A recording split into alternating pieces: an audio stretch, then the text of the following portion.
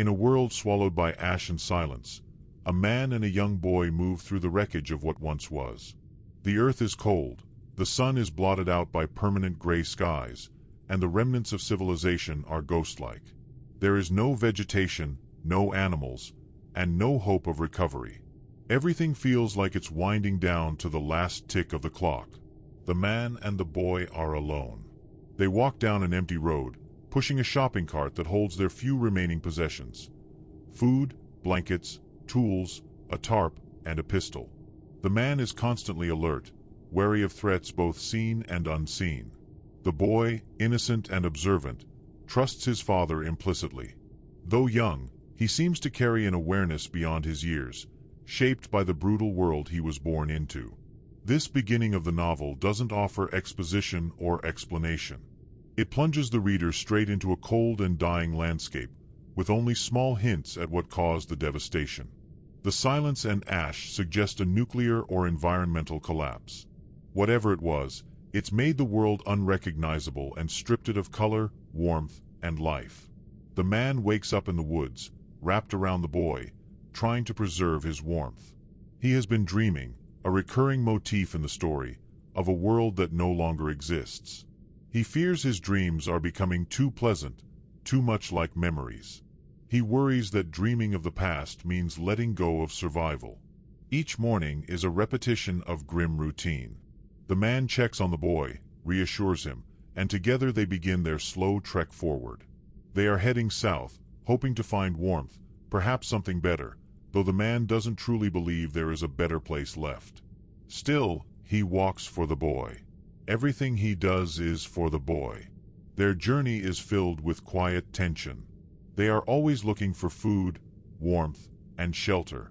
When they come across a gas station, the man risks going inside, scavenging what he can.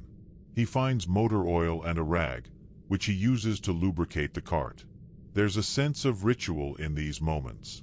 Scavenging isn't just about survival, it's about maintaining some last semblance of order. The road is dangerous, and the man knows it. He ties a mirror to the cart to watch behind them. They avoid open spaces when they can and hide from the few other travelers they encounter. The man tells the boy they are the good guys, and they don't eat people, something that horrifies the boy but also reveals what has become common in this ruined world.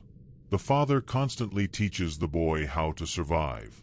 He instructs him on how to hide, when to run, and how to use the pistol.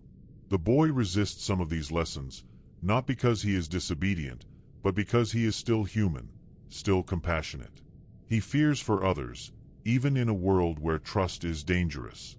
The father's memories bleed into the narrative. He recalls his wife, who could not endure the world's collapse. She chose to die rather than continue. Her absence haunts him. Sometimes he dreams of her, and those dreams feel almost more real than the ash-covered present. Her loss fuels his desperation to protect the boy, the last remnant of his former life and love. Their journey is also spiritual. The boy becomes a symbol of purity, of uncorrupted humanity.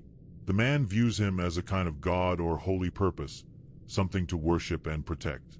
He reflects often on what it means to be alive, to be good, and to carry the fire.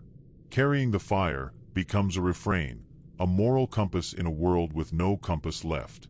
Along the road, they encounter various markers of what once was. Burned homes, skeletal remains, overturned cars, rusted playgrounds. These serve as a backdrop, a grim reminder that humanity was once everywhere but is now scattered and likely dying. The boy often asks questions. Are we going to die? Are we still the good guys? The father always answers with as much honesty and reassurance as he can muster. The emotional core of the story lies in these interactions. They don't speak often, but their exchanges are weighted with emotion. In one powerful moment, the boy tells his father he wouldn't ever leave him, even if something happened. The man, moved beyond words, can only respond with a tight embrace. In a world where language has lost its power, their bond becomes a language of its own. Time is strange in this ruined world. Days blur together, and the seasons offer no relief. Even the weather is dangerous. Cold rain can soak their clothes, and snow only adds to their struggle. The father worries constantly about illness, and he coughs frequently, perhaps a sign that even he may not survive much longer. Still, he hides this from the boy. They take shelter when they can. Sometimes they find an abandoned home, where they huddle together by a tiny fire, hoping for a peaceful night. But peace is rare. Every moment of rest comes with the fear of being discovered. There are those on the road who would take everything from them, including their lives.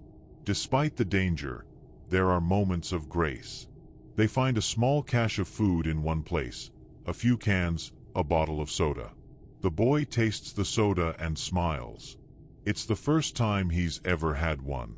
The man watches him and realizes how little joy his son has ever known. It's heartbreaking and beautiful all at once. Through it all, the man clings to the idea of hope, not for himself, but for the boy. He doesn't believe in a future, but he believes in his son. He believes that somehow, the fire will be passed on, that something good can survive in the ashes. And that belief, fragile and flickering, is enough to keep them moving.